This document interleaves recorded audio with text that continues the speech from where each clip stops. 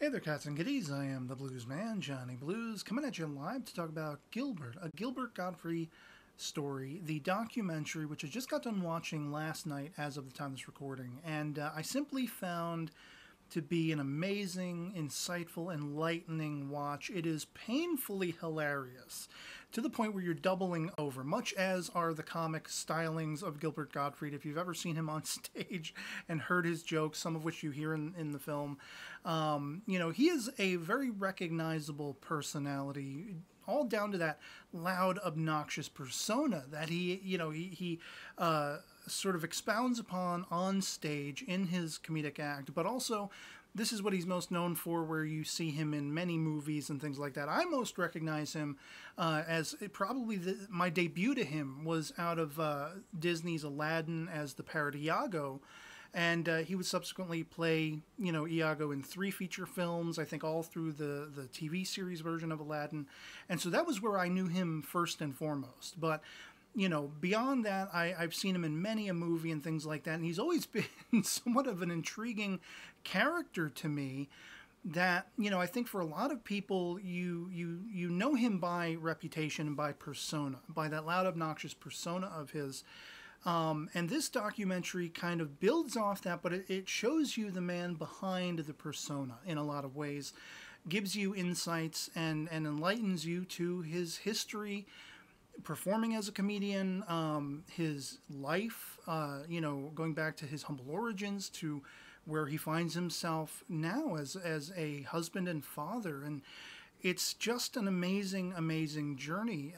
As I say, the documentary is hysterically funny at times, but it also there are moments of solemnity, there are moments of emotions and sadness, even I would say.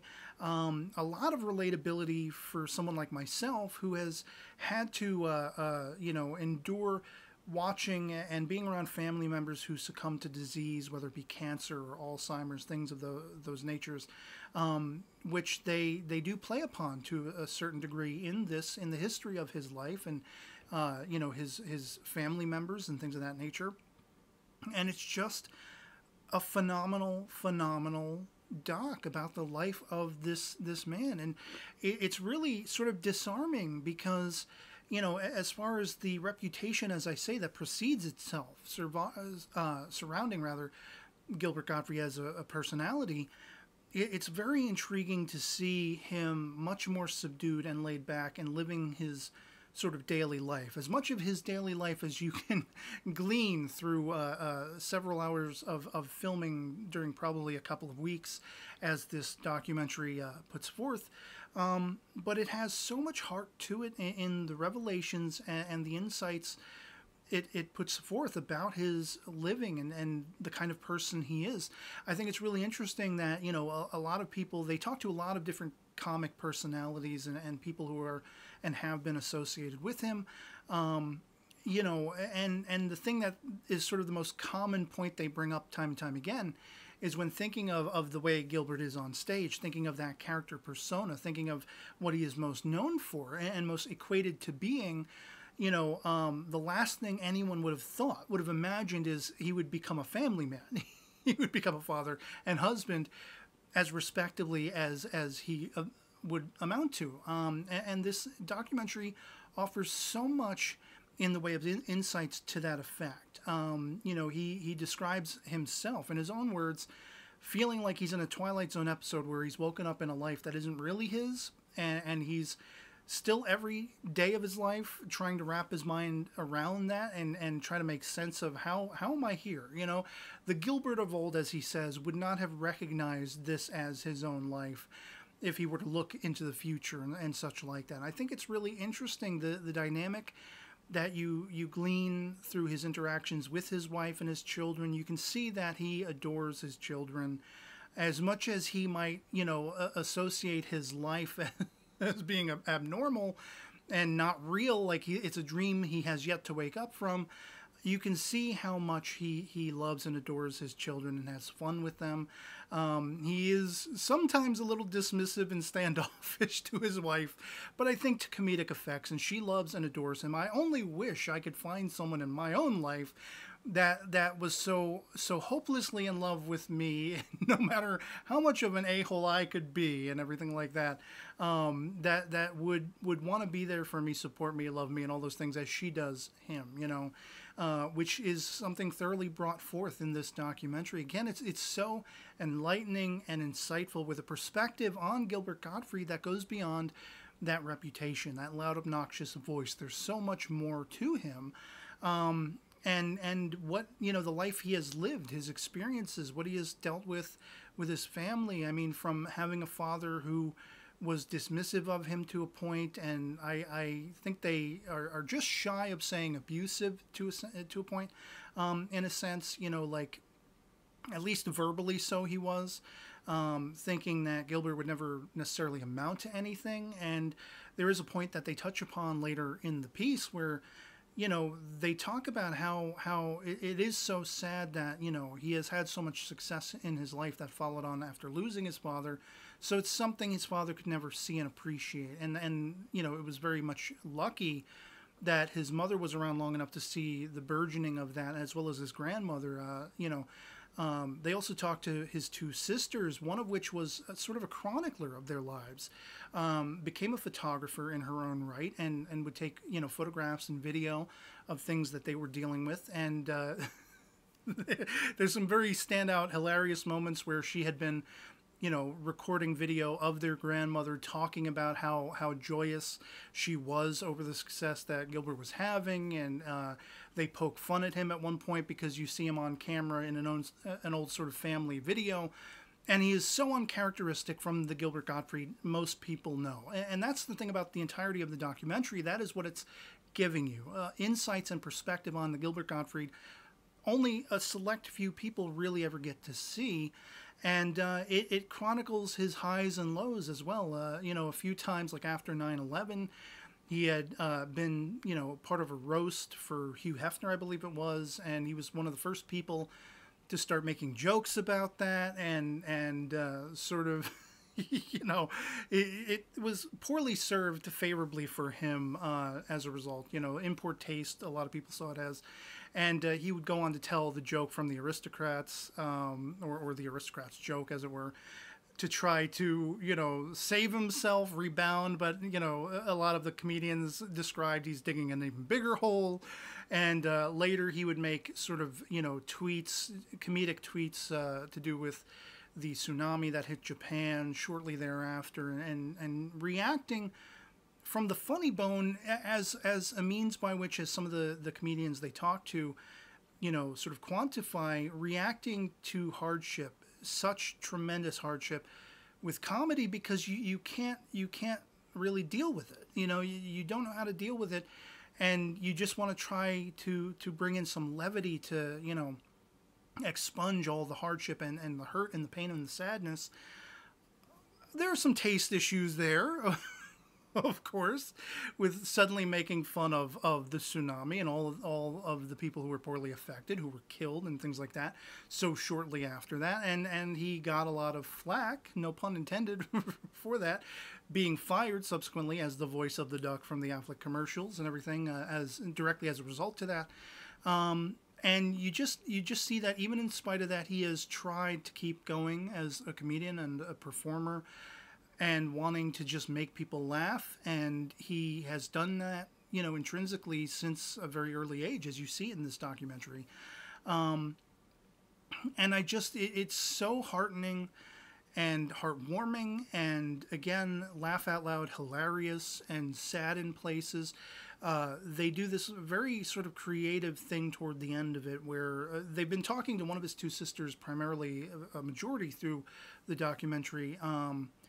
And there is a point toward the tail end of it where he is doing a sort of charity for St. Jude's, Cancer Foundation, which he's doing free, for this charity, where he's going to perform on stage. And they intercut this sequence with the revelation that one of his sisters has been dealing with breast cancer, I believe it is. And they never say this or make a tip of the hat to this effect throughout the course of it, the documentary, that is to say. But by the end, credits, you find out this sister has passed away, and I was, it's one of those things where I had a sense of that when they revealed that point in the documentary that she was dealing with cancer. I thought to myself, oh, please don't end this on a, in loving memory or something like that. I was really hopeful, as somebody who lost a grandmother to cancer and another grandmother to Alzheimer's disease. Both of my parents have passed on due to, complications to diabetes and heart disease and all these kinds of things. And I was already fearful of that being the case, and it did prove to be the case by the end, that she has since passed away. And, again, adding to the emotional sort of impact that you get out of a documentary like this, there were already emotional moments where the sister had chronicled, the last days of their mother, the disease that, consumed her and took her own life, which was very reminiscent for me personally of the experience I had with my mother being in the hospital during her last weeks of life. And, it was already impactful to that degree. And, this one particular sister whose name escapes me, I don't remember her first name, but she's the one they talk to the most out of all of his relatives and things like that, surviving relatives. And she does appear so vivacious and full of life. And so not only are you gaining the insights and enlightenment to do with Gilbert Gottfried as a person, as some, his whole life, his life history, but you're also gaining the insights of the people that surround him, whether it be his direct family, his children and his wife, to his siblings, his two sisters, as I say, and what his family was like precursor to that. You learn about his mother, you learn about his grandmother, the support and the love they had for him. And so it is emotionally impactful as well as, doubling over hilarious. And I could not more highly acclaim and sing superlatives toward this particular documentary, because it thoroughly, again, it was disarming to the effect of you think this man going in based on what you've seen of him in film, that reputation that precedes him of the loud, obnoxious voice, the blue-colored, highly foul language-based comedy and everything, which you get plenty of in this documentary, but to painfully hilarious points where you are doubling over in pain, you're laughing so hard. And you get all of that, but you get so much more that defies expectations. And it's interesting for me, as somebody who has been a sort of loose fan of his, his comedy and his appearances in film and things like that. There have been a couple of instances throughout my life that have held some interest for me, where I've gotten just the briefest of hints that, okay, that loud voice, that obnoxious stage persona is not the real guy.